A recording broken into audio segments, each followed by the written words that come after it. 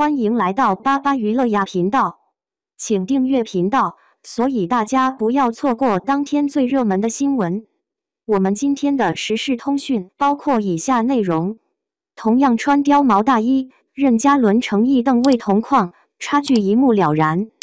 演员拍戏经常是反着季节来，于是就有了冬天穿短袖，夏天穿球衣的现象。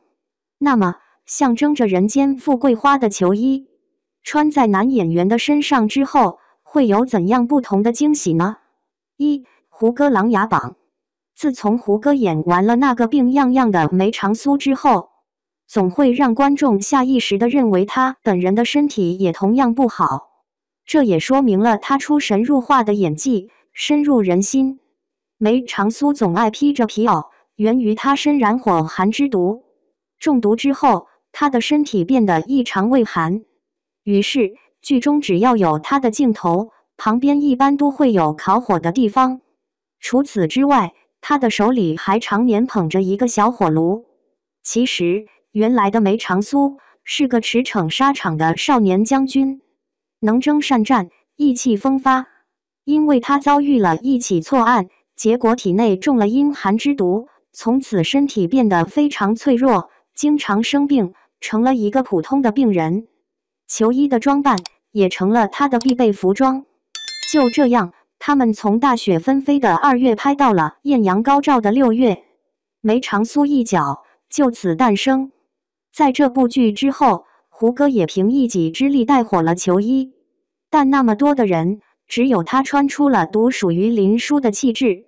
在这个角色之前的胡歌是个妥妥的明媚少年郎，仙剑系列的李逍遥景天也让他成为了仙侠男主，就连轩辕剑也是硬朗的将军形象。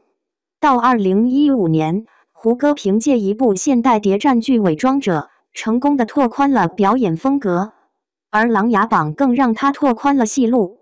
在那之前，不少人认为他只适合活泼好动的角色，而在梅长苏之后，也让观众看到了他沉稳冷静的一面。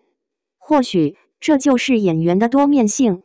2. 任嘉伦周生如故。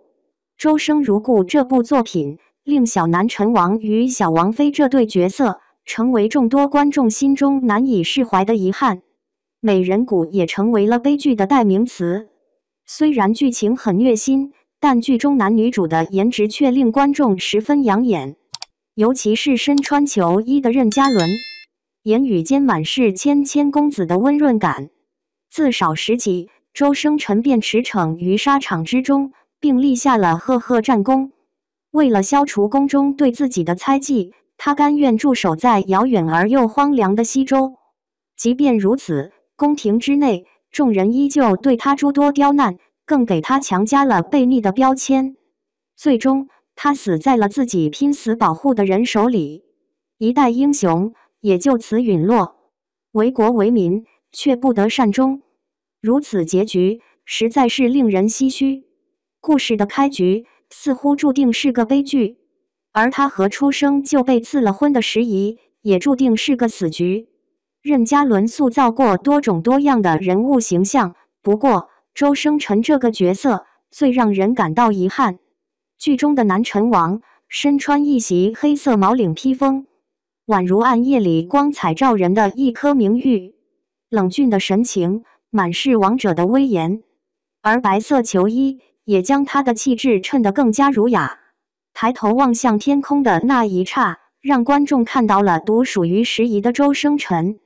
贵气而不华丽的貂毛大衣在他的身上显得极为契合，眉目含笑的神情是专属时宜的温暖。3. 邓为长相思。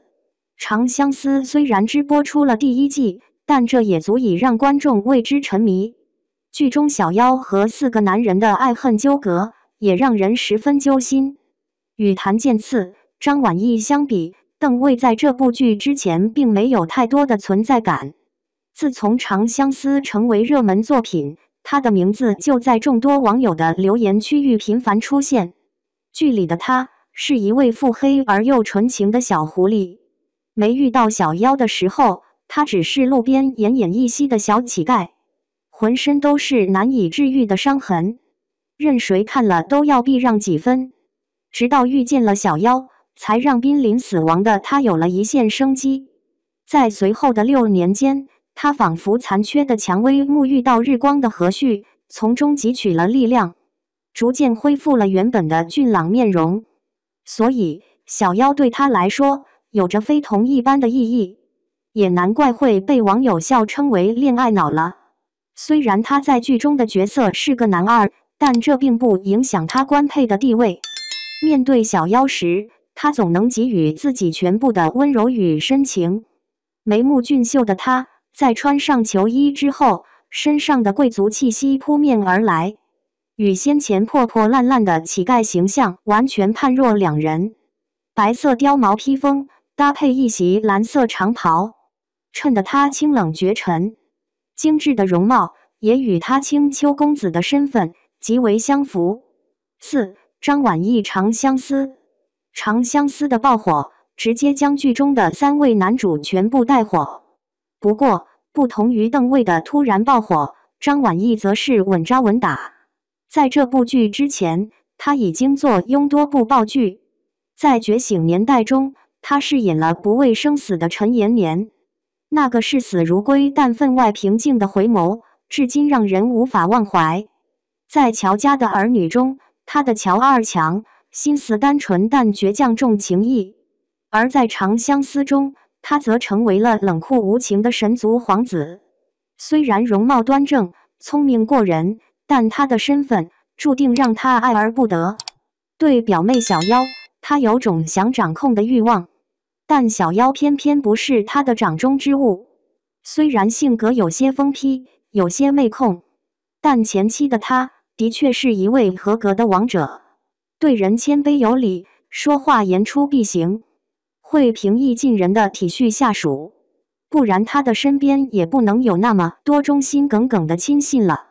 而他在穿上貂毛造型的服装时，其身上的帝王气质更加沉稳，周正的五官也满是王者的气场。俊冷的五官明明没有写出野心2字，却总能在他凛冽的眼神中感受到他掌控天下的野心。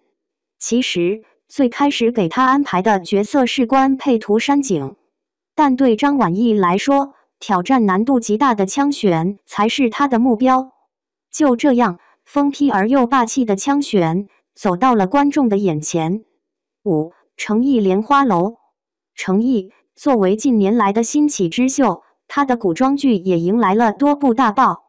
早前的琉璃虽然被观众吐槽为行走的血包，但其美强惨的人设依旧十分带感。而后的沉香如屑和杨紫的合作，也注定了这部剧不会扑街。该剧中某演员一人身兼3角，不仅塑造了魅力四射的玄烨，还演绎了性格坚韧的应渊，还有人间那位天真正直的唐周。3个人，3个不同的性格，也让程毅的演技锤炼得更加炉火纯青。2023年的《莲花楼》再次让他诠释出了一个不同的角色。剧中的李莲花本是孤傲群雄的李香怡，但因一场算计，令他身中剧毒，在旁人的帮助下，才勉强续了10年命。所以，整部剧的他一直是病怏怏的，不仅无感淡去，就连五脏六腑也要不时地遭受非人的痛苦。后期的他身体状况日渐糟糕，害怕寒冷的他披上了保暖的貂毛大衣，微微散落的发丝极具病态美男之感。得知那位寻觅了10年的师兄竟然背叛了自己，眼前便浮现出满是残缺的悲凉景象。东海一战，那个意气风发的李香怡彻底隐没在江湖，取而代之的只是连5两银子都没有的穷酸神医李莲花。6. 罗云熙长月烬明。罗云熙的面容线条清晰，他的古代形象在近些年的男主角里堪称顶尖水准。偏偏公子般的润玉让他成功出圈，并成为了古装美男的一员。而澹台烬便是他疯批美男的代表作。在长月烬明中，他的妆造极为贵气，各种精致的发冠也让她的气质更加尊贵。与往昔的古装形象相较，此次的澹台烬无疑最为出彩夺目。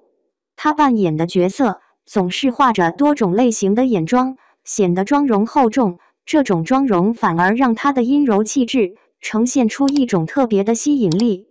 她天生就是令人恐惧的魔，然而从她的成长经历分析，这些现象完全可以理解。被亲爹厌恶之后，她成为了他国的质子，自此便生活在水深火热的炼狱中。美强惨的破碎感在她的身上有了具象化。她起初对人的各种情感毫无概念，直到遇见叶惜雾，才慢慢懂得了什么是喜欢。一念成魔，一念成神，便是澹台烬的归宿。结语：与现代装相比，古装对男演员的身材、颜值都有着巨大的挑战，而极具赴台的球衣更是考验他们的气质，稍有不慎就会穿出东北大棉袄的感觉。以上这几位男星完美的诠释了小说中的富贵公子哥。